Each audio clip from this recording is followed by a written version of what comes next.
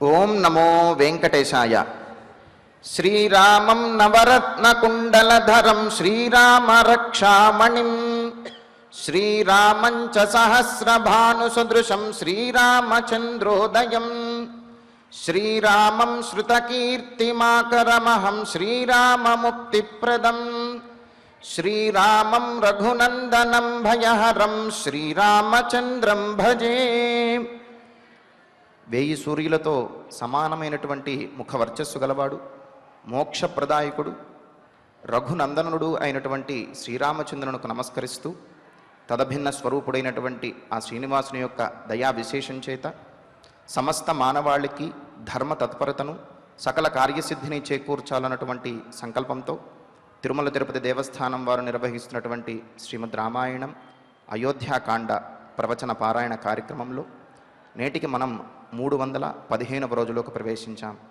ఈ కార్యక్రమాన్ని ముందుగా చక్కటి సంకీర్తనతోటి ప్రారంభం చేసుకుందాం.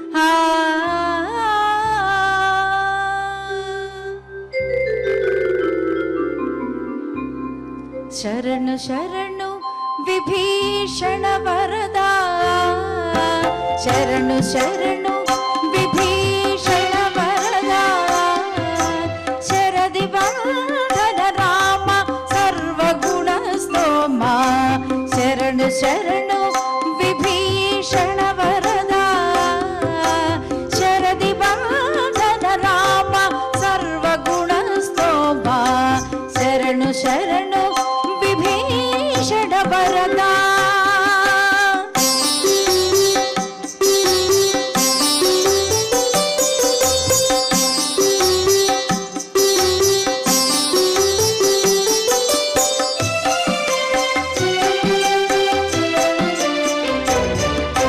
మారీచ సుబాహు పదమర్థన తాటక ఖజా, మారీచ సుబాహు పదమర్థన తాటక ఖజా, క్రూరేందు జిత్తు తలగుండు గండ, మారీచ సుబాహు పదమర్థన తాటక ఖజా, క్రూరేందు జిత్తు తలగుండు గండ, దారుణ కుంభకర్ణ నను చేసిన సేదట, దారుణ కుంభకర్ణ నను చేసిన సేదట, వీర ప్రతాప రామ విజయాభిరామ, దారుణ కుంభకర్ణ నను చేసిన సేదట, వీర ప్రతాప రామ విజయాభిరామ, శరణు శరణు విభీషణ వరదా,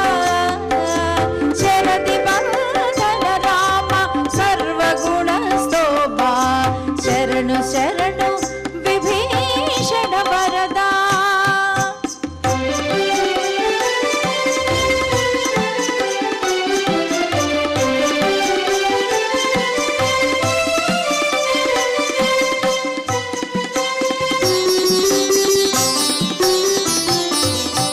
వాలి నిగ్రహ సుగ్రీవ రాజ్య స్థాపక, లాలిత వానర బల లంకాపహార, వాలి నిగ్రహ సుగ్రీవ రాజ్య స్థాపక, లాలిత వానర బల లంకాపహార, పాలిత శవరాహల్య పాప విమోచన, పాలిత శవరాహల్య పాప విమోచన, పౌలస్య హరణ రామ బహుదివ్య నామ, పాలిత శవరాహల్య పాప విమోచన, పౌలస్య హరణ రామ బహుదివ్య నామ, శరణు శరణు విభీషణ వరద శరది వరద రామ సర్వగుణ స్తోభా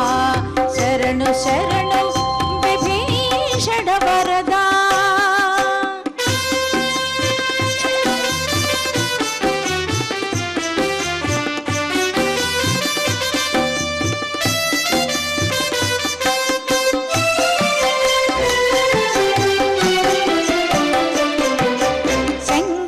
చాప భంజక జానకి మనోహర శంకర చాప భంజక జానకి మనోహర పంకజాక్ష సాకేత పట్టణాధీశ శంకర చాప భంజక జానకి మనోహర పంకజాక్ష సాకేత పట్టణాధీశ అంకిత బిరుద శ్రీ వెంకటాద్రి నివాస అంకిత బిరుద శ్రీ వెంకటాద్రి నివాస ఓంకార రూప రామ గురు సత్యకామ అంకిత బిరుద శ్రీ వెంకటాద్రి నివాస ఓంకార రూప రామ గురు సత్యకామ శరణు శరణు విభీషణ వరద శరది వరద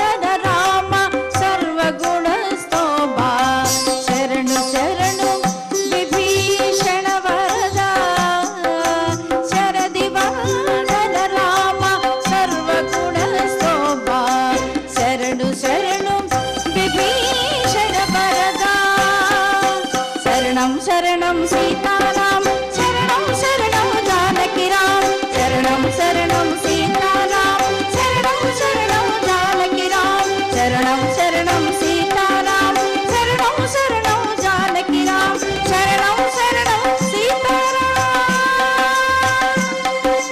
శరణం శరణం జానకి రాం శరణం శరణం సీతారాం శరణం శరణం జానకి రాం శరణం శరణం సీతారాం శరణం శరణం జానకి రాం శరణం శరణం సీతారాం శరణం శరణం జానకి రాం శరణం శరణం సీతారాం శరణం శరణం జానకి రాం శరణం శరణం సీతారాం శరణం శరణం జానకి రాం శరణం శరణం సీతారాం శరణం శరణం జానకి రాం. మధురమైనటువంటి సంకీర్తనను శ్రవణం చేశాం. ఇక ఇప్పుడు శ్రీ గురు ధ్యానపూర్వకంగా సంకల్ప వాక్యాలను అందరము కలిసి పలుకుతూ ఈ కార్యక్రమాన్ని ప్రారంభం చేసుకుందాం. శ్రీ గురు ధ్యానం గురుర్బ్రహ్మా గురుర్విష్ణు గురుర్దేవో మహేశ్వరః గురుః సాక్షాత్ పరం బ్రహ్మ తస్మై శ్రీ గురవే నమః. శ్రీనివాస ధ్యానం శ్రీ వెంకటాద్రినిలయః కమలాకాముకః పుమాన్ అభంగుర విభూతిర్నః తరంగయతు మంగళం. అథ సంకల్పః శ్రీమదాదివరాహ క్షేత్రే విరాజమానస్య శ్రీ పద్మావతీ జానేః అఖిలాండకోటి బ్రహ్మాండ నాయకస్య శ్రీరామచంద్ర రూపాంతరస్య భగవతః శ్రీ వెంకటేశ్వర స్వామినః సన్నిధౌ హనుమత్ సీతా లక్ష్మణ భరత శత్రుఘ్న పరివార సమేత శ్రీరామచంద్ర పరబ్రహ్మణః పరిపూర్ణానుగ్రహేణ అస్మిన్ భువనే సమస్తాదివ్యాధీనాం నివారణార్థం భారతవర్షే విద్యా విత్త వాణిజ్య కృషి వైద్య వైజ్ఞానిక देशरक्षणादिरङ्गेषु विद्यमानानाम् आस्तिकमहाजनानां सर्वेषां सकुटुम्बानाम् आयुरारोग्यैश्वर्य सद्बुद्धीत्यादि सर्वशुभफलप्राप्त्यर्थम् धर्माचरणद्वारा श्रीरामराज्यस्य पुनर्व्यवस्थापनार्थम् उद्योगार्थिनां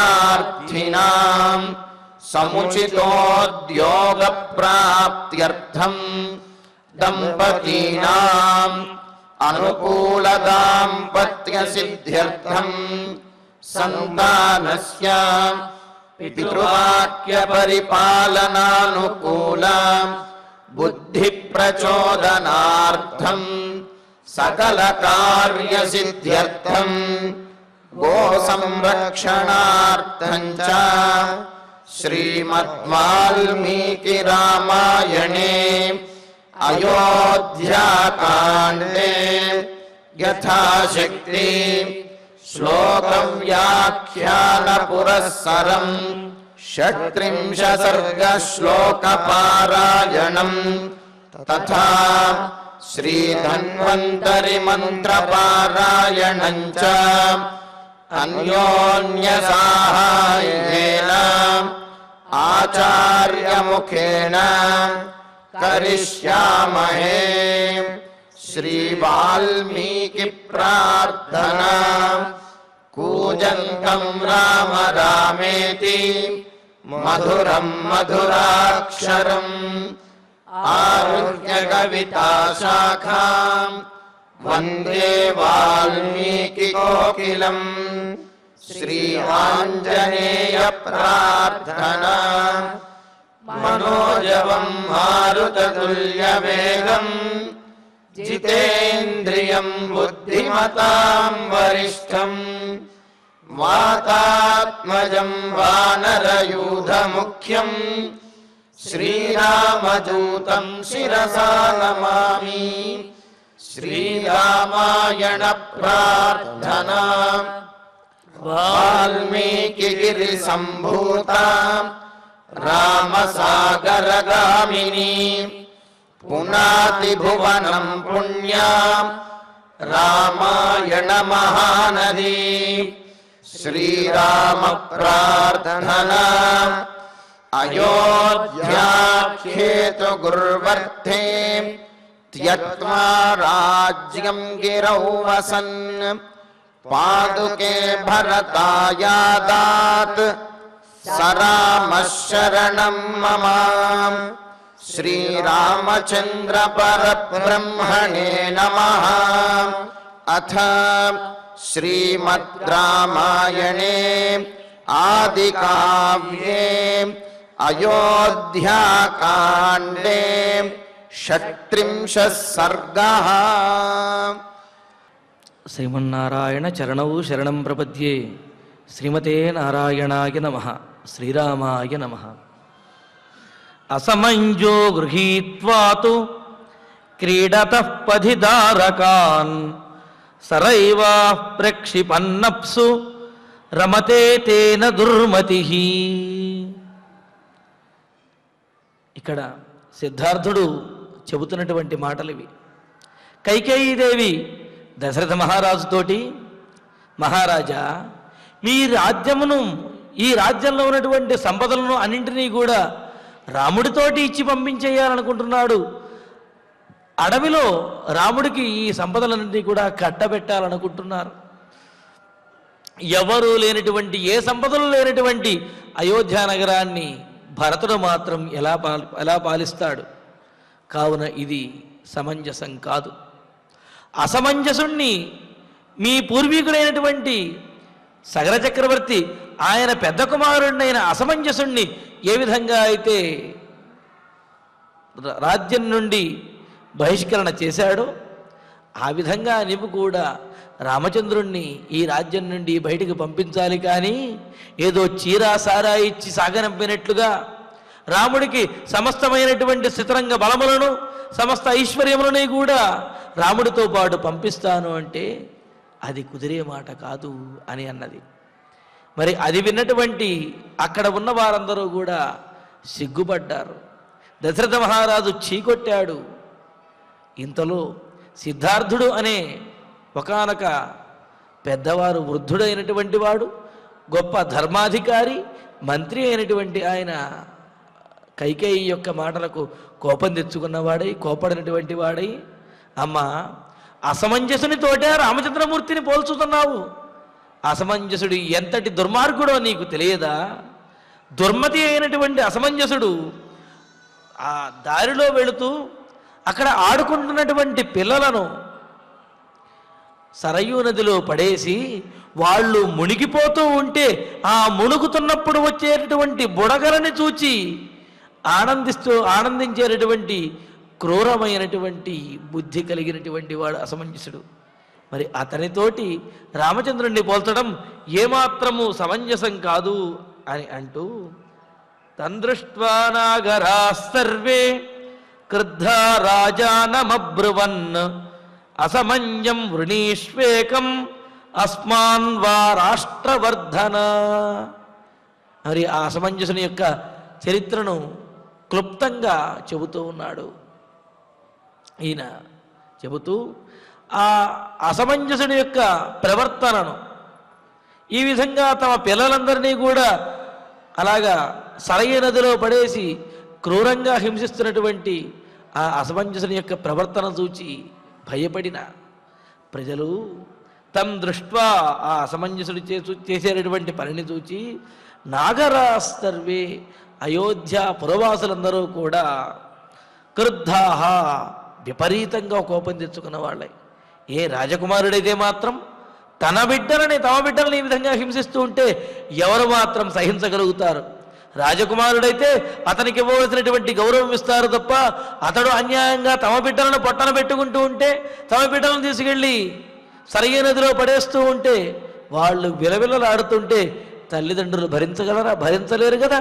అందుకనే వాళ్ళు క్రుద్ధాహ, కోపంతో కూడినటువంటి వారై రాజానం అబ్రువన్, సగర చక్రవర్తి దగ్గరికి వెళ్ళి ఆ ప్రజలందరూ కూడా రాజుగారితో ఈ విధంగా మొరబెట్టుకున్నారట, ఈ విధంగా చెప్పారట, రాష్ట్రవర్ధన, ఈ రాజ్యాన్ని, ఈ దేశాన్ని వృద్ధి పొందించేవాడా, ఈ రాజ్యాన్ని చక్కగా పరిపాలించే సగర మహారాజా, సార్వభౌమ, మీకు ఒక్క మాట చెబుతాం వినండి. ఏకం అసమంజసం, ఒక్క అసమంజసుణ్ణి మీ రాజ్యంలో ఇక్కడ ఉంచుకుంటారా? లేకపోతే అస్మాన్ వృణీష్వ, మమ్మల్ని ఈ రాజ్యంలో ఉండమంటారా? మీరే చెప్పండి. అసమంజసుణ్ణి మీరు మీ దగ్గర ఉంచుకుని రాజ్యంలో ఉంచుకుంటారా, లేదా మమ్మల్ని ఈ రాజ్యంలో ఉండమంటారా, వద్దంటారా?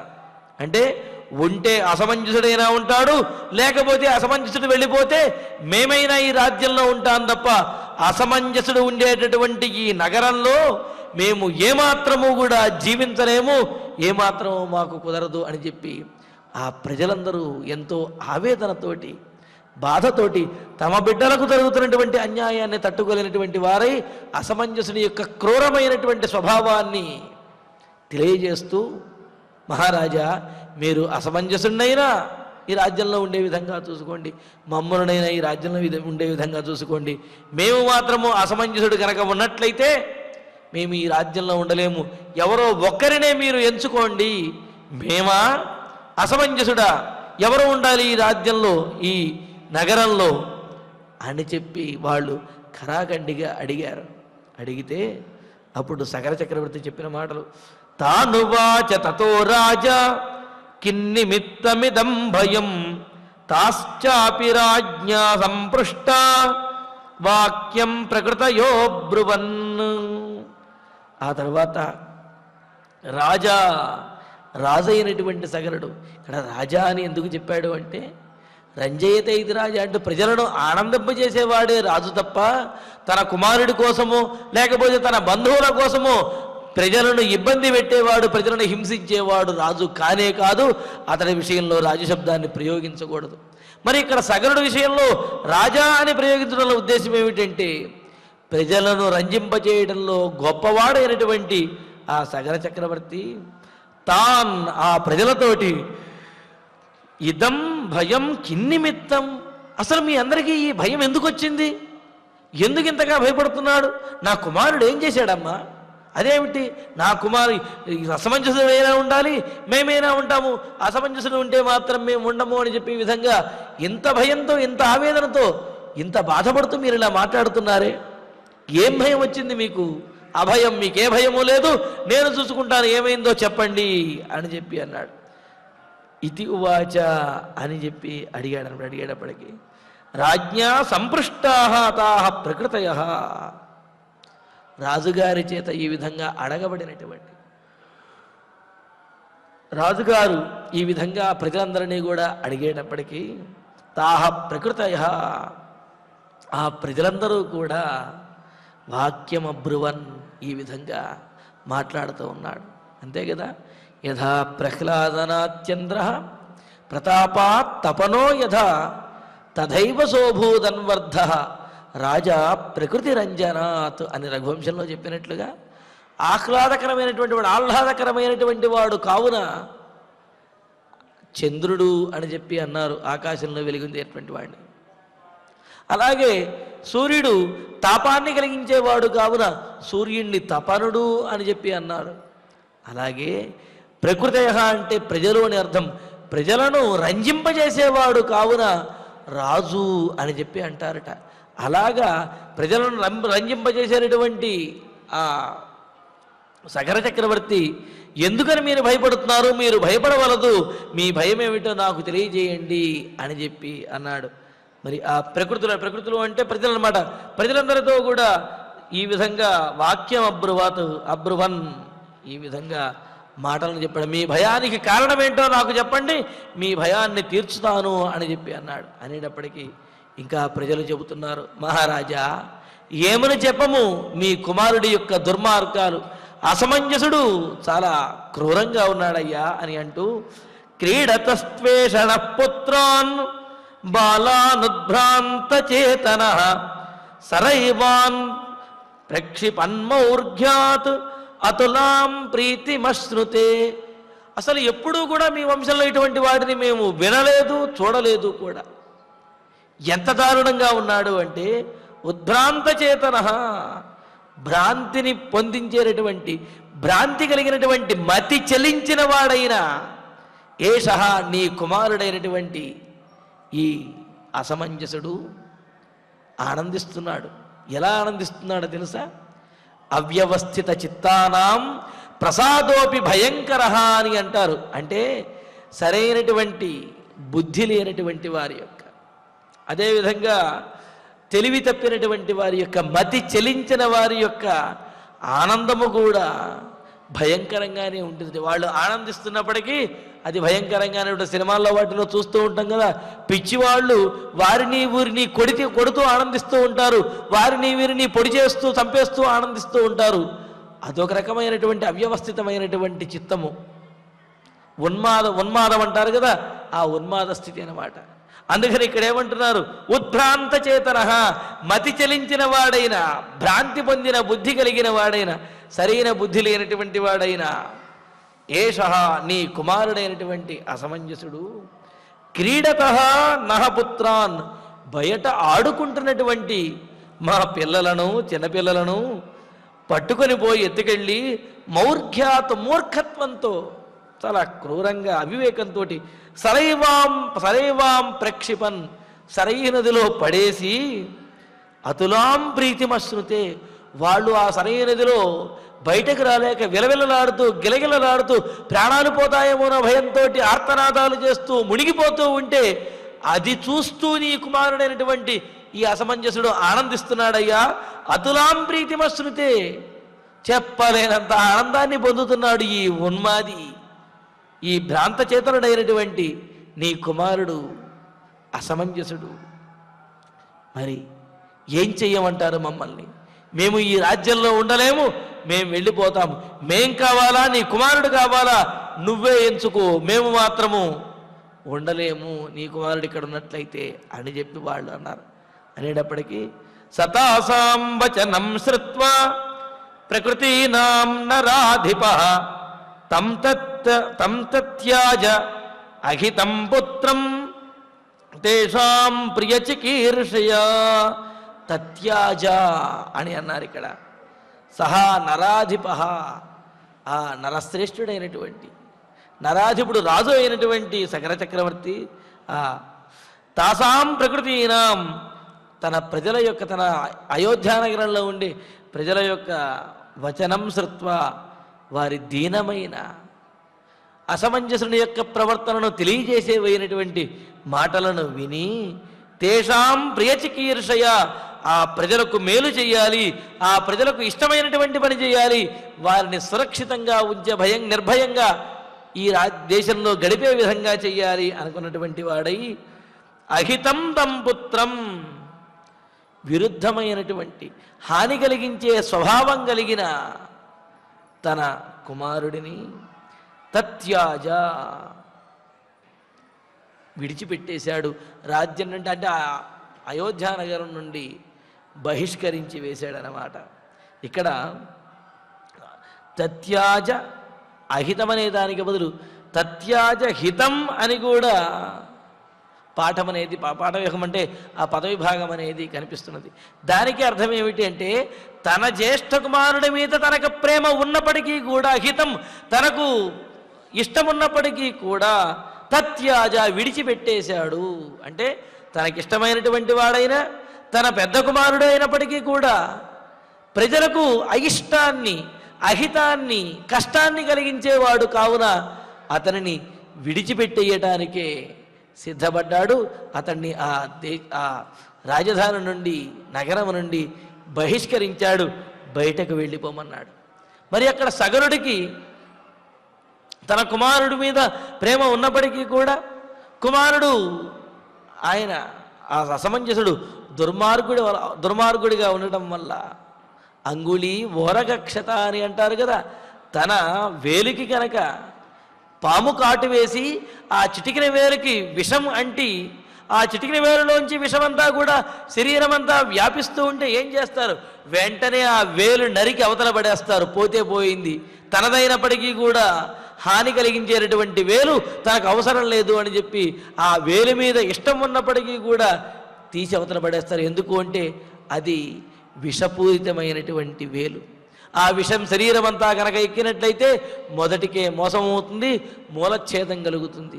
కావున విషపూరితమైనటువంటి తన వేలునైనప్పటికీ కూడా ఏ విధంగా తొలగించి అవతల పడేయాలో ఇలా ప్రజలకు, తన రాజ్యంలో ఉన్నటువంటి ప్రజలకు, తన ప్రజలను ఇబ్బంది పెట్టేటటువంటి తన కుమారుడైన ఆ అసమంజసుణ్ణి ప్రజల యొక్క హితం కోసం ఆ సగరుడు అసమంజసుణ్ణి తత్యాజ, రాజ్యం నుండి, ఆ దేశం నుండి, ఆ రాజధాని నుండి, అయోధ్యానగరం నుండి బయటకు పంపించేశాడు, బహిష్కరించి వేశాడనమాట. తంయానం శీఘ్రమారోప్య సభార్యం సపరిచ్ఛదం యావజ్జీవం వివాస్యోయం ఇతి స్వానన్వశాత్ పితా. మరి ఆ విధంగా అసమంజసుణ్ణి రాజ్యం నుండి బహిష్కరించేసి మళ్ళీ అతడు తనకు తెలియకుండా రాజ్యంలో ఎక్కడ ఉంటాడో అనే భావనతోటి ప్రజలందరి ముందే అతని మీద చర్య తీసుకున్నట్లయితే ప్రజలలో కూడా తన మీద నమ్మకము కలుగుతుంది అని, ధైర్యం కలుగుతుంది అనే ఉద్దేశంతో పిత, ఆ తండ్రి అయినటువంటి సగర చక్రవర్తి సభార్యం, భార్యతో కూడినటువంటి వాడైన సపరిచ్ఛదము అంటే ఆయనకు సంబంధించినటువంటి వారు ఎవరైతే ఉన్నారో ఆయన యొక్క పరివారము, సాధనము సామగ్రి, ఆయన యొక్క పరివారం ఎవరైతే ఉన్నారో వారందరితోటి కూడా ఆ అసమంజసుని వెంటనే యానం ఆరోప్య, రథమెక్కించి అయం యావజ్జీవం వివాస్య, ఇతడు యావజ్జీవము అంటే జీవించి ఉన్నంతకాలము కూడా, జీవితాంతము కూడా ఈ రాజ్యంలో అడుగు పెట్టడానికి వీలు లేదు. ఇతడికి యావజ్జీవము కూడా రాజ్య బహిష్కరణ, ఈ దేశ బహిష్కరణ విధిస్తున్నాను. కావున ఇతను అయోధ్యానగరంలోకి ఇక్కడికి రావడానికి వీలు లేదు అని చెప్పి అని స్వాన్ అన్వశాత్, తన అమాత్యులకు మంత్రులకు ఆదేశించాడు. వెంటనే రథాన్ని పిలుచుకువచ్చి ఇతన్ని ఇతని యొక్క భార్యను కూడా రథం ఎక్కించి ఇతని యొక్క ఆత్మీయులైన పరిజనులు ఎవరైతే ఉన్నారో వారినందరినీ కూడా కలిపి ఇతన్ని వెంటనే ఈ రాజ్యంలోంచి బయటకు పంపించేయండి, జీవితాంతము ఇతను ఈ అయోధ్య నగరంలోకి రావడానికే వీలు లేదు అని చెప్పి ఆ అసమంజసుణ్ణి అయోధ్య నగరం నుండి బహిష్కరించేశాడు సగరుల వారు. మరి ఈ సందర్భంలో ఈ సిద్ధార్థుడు చెప్పే మాట, ఆయన అటువంటి క్రూరమైనటువంటి స్వభావం కలిగినవాడు కావున ఆ అసమంజసుణ్ణి రాజ్య బహిష్కరణ చేయవలసి వచ్చింది. రాముడేమో గొప్ప గుణములు కలిగిన వాడు, సానుకూలమైనటువంటి ప్రవర్తనతోటి అందరికీ కూడా మేలు చేసేవాడు. అటువంటి వాడిని శిక్షించడం అనేది ఎంత తప్పు. ఎందుకు అంటే దుర్మార్గుడిని శిక్షించకపోవటం ఎంత తప్పో మంచివాడిని శిక్షించడం అంతకంటే పెద్ద తప్పు అవుతుంది. కావున మంచివాడిని శిక్షించకూడదు అని అన్నారు. అందుకే కదా మన శిక్షాస్మృతిలో కూడా ఎంతోమంది అపరాధులు తప్పించుకోవచ్చు, కానీ ఒక్క నిరపరాధికి కూడా శిక్ష అనేది పడకూడదు అనేది మన శిక్షాస్మృతిలో కూడా చెప్పాడు. ఇవన్నీ కూడా మన రామాయణ భారతాదుల నుండి వచ్చినటువంటి శిక్షాస్మృతులే. అందుకనే ఇక్కడ దృష్టిన సిద్ధార్థుడు న్యాయాధికారి అయినటువంటి సిద్ధార్థుడు చెబుతున్నాడు, అమ్మా కైకేయీదేవి ఆనాడు అసమంజసుడిని పంపించాడంటే అసమంజసుడు ఎంతో దుర్మార్గుడు, దుష్టమైనటువంటి బుద్ధి కలిగిన వాడు, అదేవిధంగా ఉద్భ్రాంత చేతనుడైనటువంటి వాడు, అంటే భ్రాంతమైనటువంటి చిత్తం కలిగిన వాడు. అతడు ప్రజలను ఇబ్బంది పెడుతుంటే ప్రజలే అతన్ని రాజ్యంలోంచి బయటకు పంపించాలంటే అతడు ఉన్నటువంటి రాజ్యంలో మేము ఉండలేము, అతన్ని పంపించేయమని చెప్పి ప్రజలే కోరారు.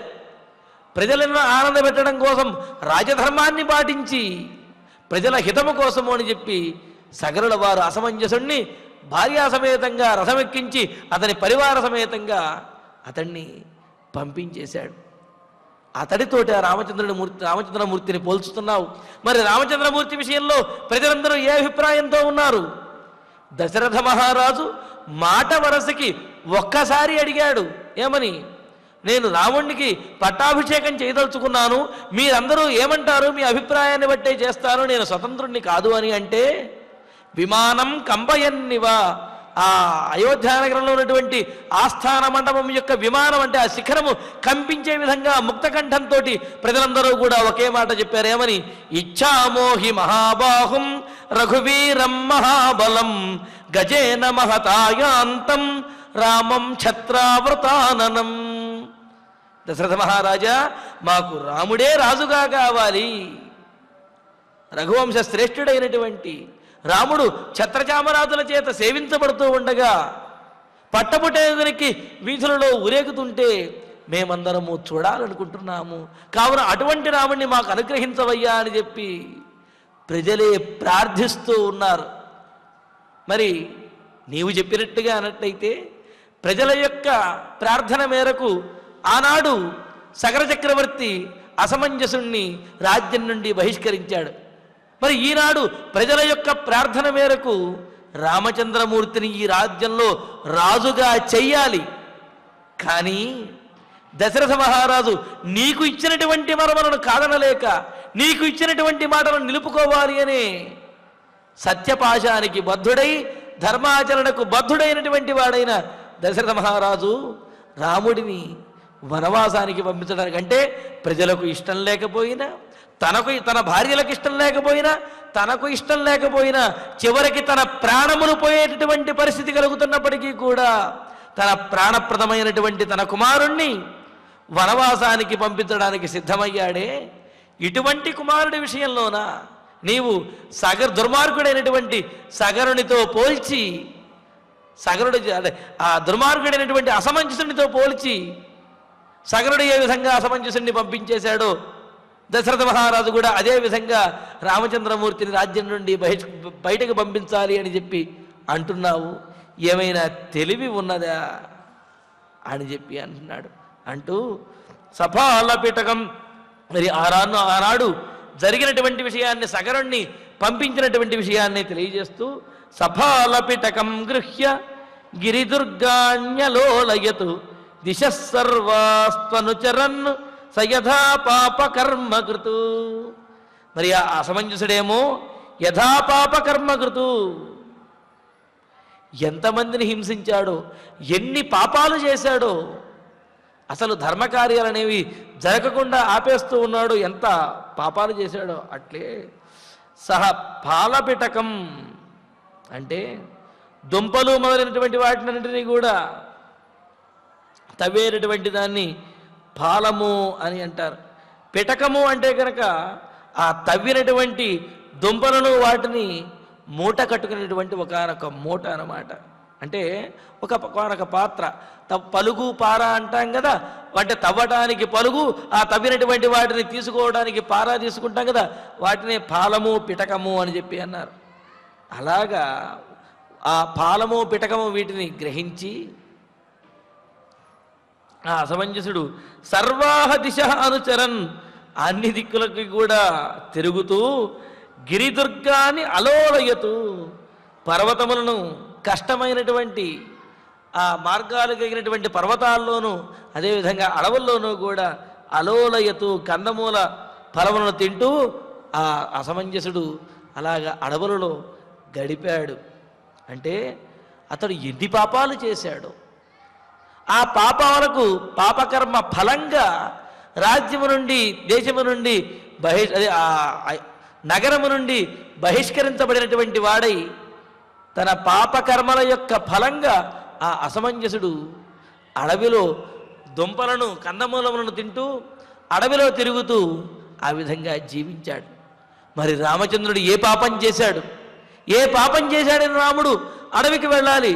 పాపాత్ముడైనటువంటి వాడిని రాజ్యంలోంచి పంపిస్తే పాపం చేయనటువంటి వాడిని వాడితో పోల్చి ఇతన్ని కూడా అడవికి పంపించు, అతన్ని ఏ విధంగా పంపించాడో ఇతన్ని అదే విధంగా పంపించు అని అంటున్నావు.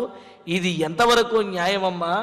కావున నీవే ఆలోచించు అని చెప్పి అన్నాడు. అంటూ ఇత్యేనమత్యజద్రాజ సగరో వై సుధార్మిక రామకిమకరోత్పాపం రామకిమకరోత్పాపం ఏనైవముపరుధ్యతే. అదే మాట అంటున్నాడు. సగర చక్రవర్తి దుర్మార్గుడైనటువంటి తన కుమారుడు చేస్తున్నటువంటి పాపకర్మలకు ఫలంగా ప్రజలందరినీ పీడించడం ద్వారా ప్రజల యొక్క అభీష్టం మేరకు ప్రజలందరూ కూడా ప్రార్థించగా ప్రజలను రక్షించడం కోసము ఇతడు చేసినటువంటి పాపములకు ప్రాయశ్చిత్తంగా ఆ సగరుణ్ణి వనవాసానికి పంపించాడు. కానీ రాముడు కిం పాపమకరోత్, రాముడు ఏ పాపం చేశాడమ్మా? ఏన ఏవం ఉపరుధ్యసే, ఏ పాపం చేశాడని రాముడిని ఈ విధంగా నువ్వు వనవాసానికి పంపించాలనుకుంటున్నావు? అసలు ఏం కారణం ఉంది చెప్పు రాముడు వనవాసానికి వెళ్ళడానికి? ఏ కారణము లేదు కదా. అయినప్పటికీ కూడా రాముడిని వనవాసానికి పంపడానికి నీ మాట మేరకు దశరథ మహారాజు ఒప్పుకున్నాడు కదా. అయినప్పటికీ నీ కళ్ళు చల్లారలేదా, నీ మనస్సు శాంతించలేదా అని అంటున్నాడు.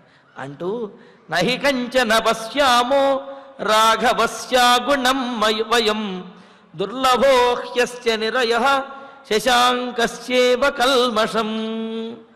పోని నువ్వు అనొచ్చు, మీరందరూ కూడా రాముడికి భక్తులు, రాముడి విషయంలో మీ అందరికీ ఆదరణ ఉన్నది, అందుకని మీరందరూ కూడా రాముడిని పొగడవచ్చునేమో, కానీ నేను మాత్రం రాముడిని పొగడను అని కైకేయీదేవి అనవచ్చు. అందుకని అంటున్నాడు, దేవి కైకేయి, రాముడి యొక్క లక్షణాలు మాకు తెలియటం కాదు, రాముడిలో ఏ పొరపాటు ఉన్నదో ఏ దోషం ఉన్నదో నీవైనా చెప్పమ్మా. నీకైనా తెలుసా రాముడిలో ఏ దోషం ఉన్నదో? ఏ దోషము లేదు కదా. అందుకనే అక్కడ రాముడి గుణములను చెబుతూ రాముడిలో గుణములు లేవు అని తన ఆత్మీయులు, తనవారు, తన కుటుంబంలో వారు, తన రాజ్యంలో వారు అనటం కాదుట. ఎవరైనా సరే, శత్రువైనా సరే రాముడిలో దోషములు లేవనే చెబుతారు తప్ప రాముడిలో దోషాలు ఉన్నాయి అని చెప్పి అనడనమాట. ఎందుకంటే శత్రువుకైనా సరే అధర్మం అనేది రాముడిలో కనిపించదు. అంతటి గొప్పవాడు రాముడు. అందుకనే ఇక్కడ సిద్ధార్థుడు అంటున్నాడు, రాముడిలో ఏ దోషం ఉన్నది, ఏ పాపం ఉన్నది, ఆ విషయాన్ని నీవే చెప్పవమ్మా అని చెప్పి అంటున్నాడు. అంటూ రాఘవస్య కంచన అగుణం వయన్న పశ్యామః.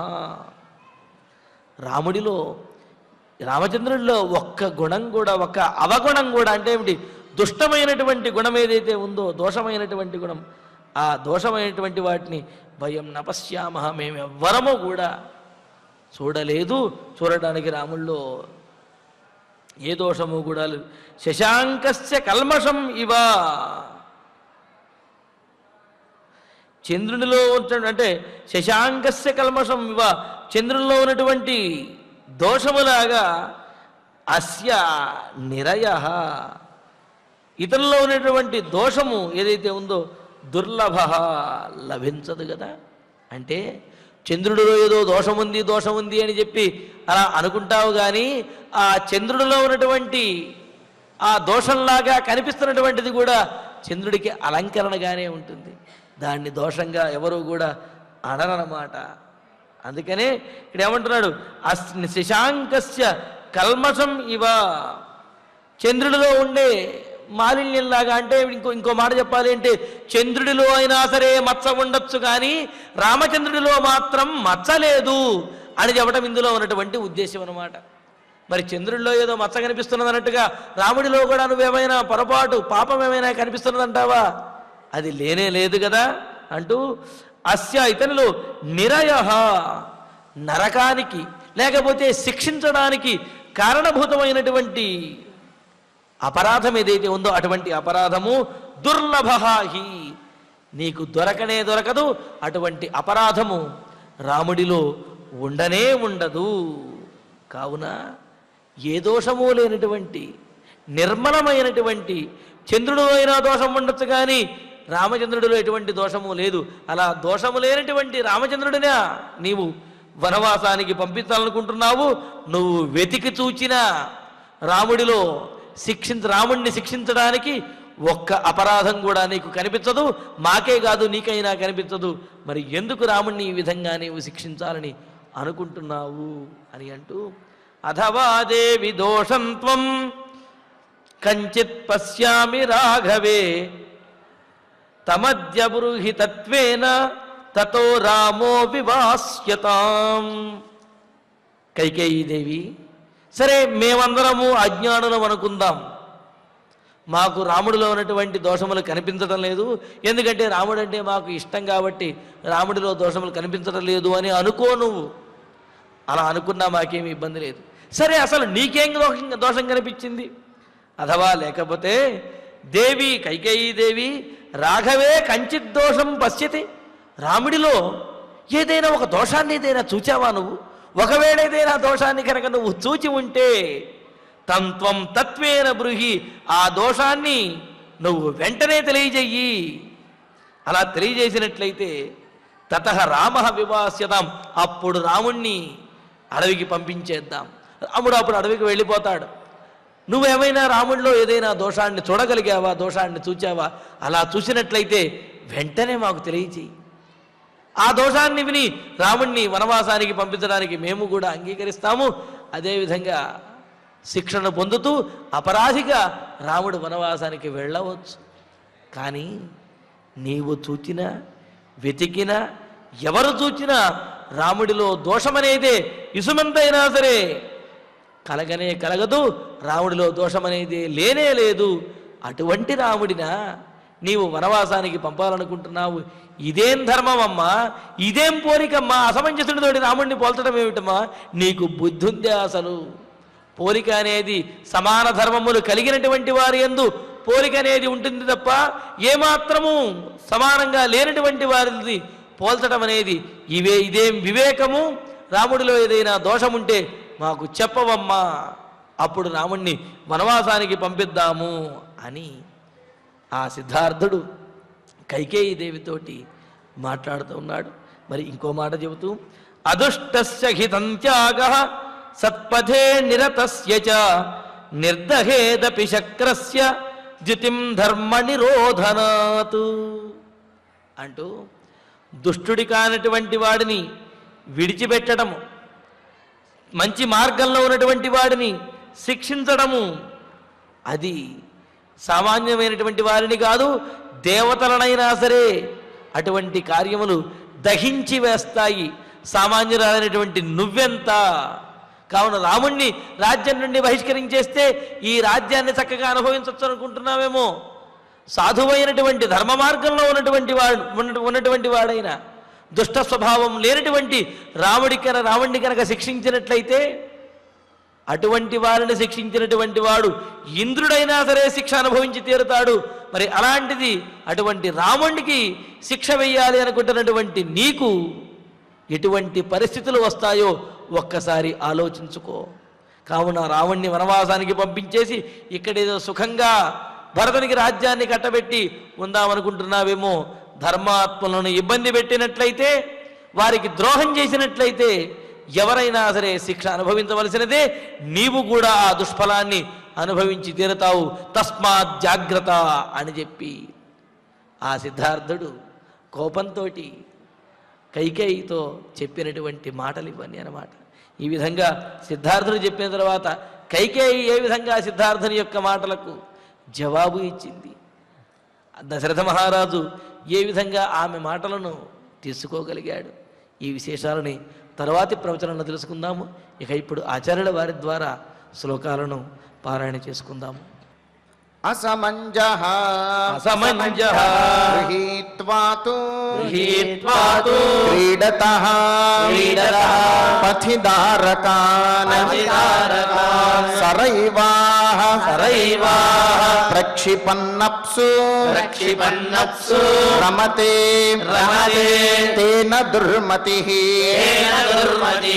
తం దృష్ట్వా నాగరాः సర్వే క్రుద్ధా రాజానమబ్రువన్ అసమంజం వృణీష్వైకం అస్మాన్ వా రాష్ట్రవర్ధన తానువాచ తతో రాజా కిన్నిమిత్తం ఇదం భయం తాశ్చాపి రాజ్ఞా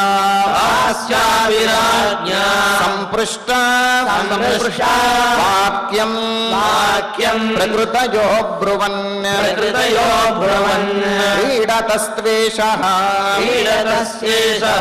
నః పుత్రాన్ బాలాన్ ఉద్భ్రాంతచేతనః సరైవాం ప్రక్షిపన్మౌర్ఖ్యాత్ అతులాం ప్రీతిమశ్నుతే సతాసాం వచనం శ్రుత్వా ప్రకృతీనాం నరాధిపః అంతత్యాజ అహితం పుత్రం తాసాం ప్రియచికీర్షయా తం యానం శీఘ్రమారోప్య సభార్యం సపరిచ్ఛదం యావజ్జీవం విమాస్యోయం ఇతి స్వాన్ అన్వశాత్ పితా సఫాలపిటకం గృహ్య గిరిదుర్గాణి అలోడయత్ దిశః సర్వాస్తు అనుచరన్ సయథా పాపకర్మకృత్ ఇత్యేనం అత్యజద్రాజా సగరో వై సుధార్మికః రామః కిం అకరోత్ పాపం ఏనైవం ఉపరుధ్యతే నహి కంచన పశ్యామః రాఘవస్య అగుణం వయం దుర్లభో హి అస్య నిరయః శశాంకస్యేవ కల్మషం అథవా దేవి దోషం త్వం కంచిత్ పశ్యసి రాఘవే తమద్య బ్రూహి తత్వేన తతో రామః వివాస్యతాం అదుష్టస్య హి సంత్యాగః సత్పథే నిరతస్య చ నిర్దహేదపి శక్రస్య యుతిం ధర్మ నిరోధనాత్ ఇత్యార్షే శ్రీమద్ రామాయణే ఆదికావ్యే అయోధ్యాకాండే షట్త్రింశే సర్గే ఏకాదశ శ్లోకా ఫలశ్రుతి నుండి మంగళాంతం వరకు అందరము కలిసి పఠిద్దాం. ఫలశ్రుతి ఆయుష్యమారోగ్యకరం యశస్యం సౌభ్రాతృకం బుద్ధికరం సుఖం చ శ్రోతవ్యమేతన్నియమేన సద్భిః ఆఖ్యానమోజస్కరమృద్ధికామైః శ్రీరామచంద్ర పరబ్రహ్మణే నమః. అథ ధన్వంతరి ధ్యానం అచ్యుతానంద గోవింద విష్ణో నారాయణామృత రోగాన్యేనాశయాశేషాన్ ఆశు ధన్వంతరే హరే. ఆరోగ్యం దీర్ఘమాయుష్యం బలం తేజోధియం శ్రియం స్వభక్తేభ్యోనుగృహంతం వందే ధన్వంతరిం హరిం. ధన్వంతరేరిమం శ్లోకం భక్త్యా నిత్యం పఠంతి యే అనారోగ్యం న తేషాం స్యాత్ సుఖం జీవంతి తే చిరం. ఓం నమో భగవతే వాసుదేవాయ. ధన్వంతరయే అమృతకలశహస్తాయ వజ్రజలౌకహస్తాయ సర్వామయ వినాశనాయ త్రైలోక్యనాథాయ మహావిష్ణవే స్వాహా.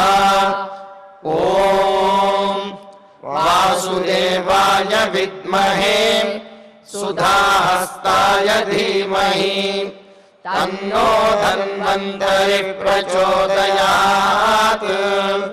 అథ నవగ్రహ ప్రార్థనా. ఆరోగ్యం పద్మబంధుర్వితరతు నితరాం సంపదం శీతరశ్మిః. భూలాభం భూమిపుత్రః సకల గుణయుతాం వాగ్విభూతిం చ సౌమ్యః. సౌభాగ్యం దేవమంత్రీ రిపుభయశమనం భార్గవః. శౌర్యమార్గిః దీర్ఘాయుః సైన్నికేయః. విపులతరయశః కేతుః ఆచంద్రతారం. అరిష్టాని ప్రణశ్యంతు దురితాని భయాని చ. శాంతిరస్తు శుభం మేస్తు గ్రహాః కుర్వంతు మంగళం. అథ క్షమా ప్రార్థనా. యదక్షరపదభ్రష్టం మాత్రాహీనం చ యద్భవేత్ తత్సర్వం క్షమ్యతాం దేవ. నారాయణ నమోస్తుతే. అథ భగవత్సమర్పణం. కాయేన వాచా మనసేంద్రియైర్వా బుద్ధ్యాత్మనా వా ప్రకృతే స్వభావాత్ కరోమి యద్యత్ సకలం పరస్మై నారాయణాయేతి సమర్పయామి. అథ మంగళం श्रियः कान्ताय कल्याणनिधये निधयेऽर्थिनाम् श्रीवेङ्कटनिवासाय श्रीनिवासाय मङ्गलम्।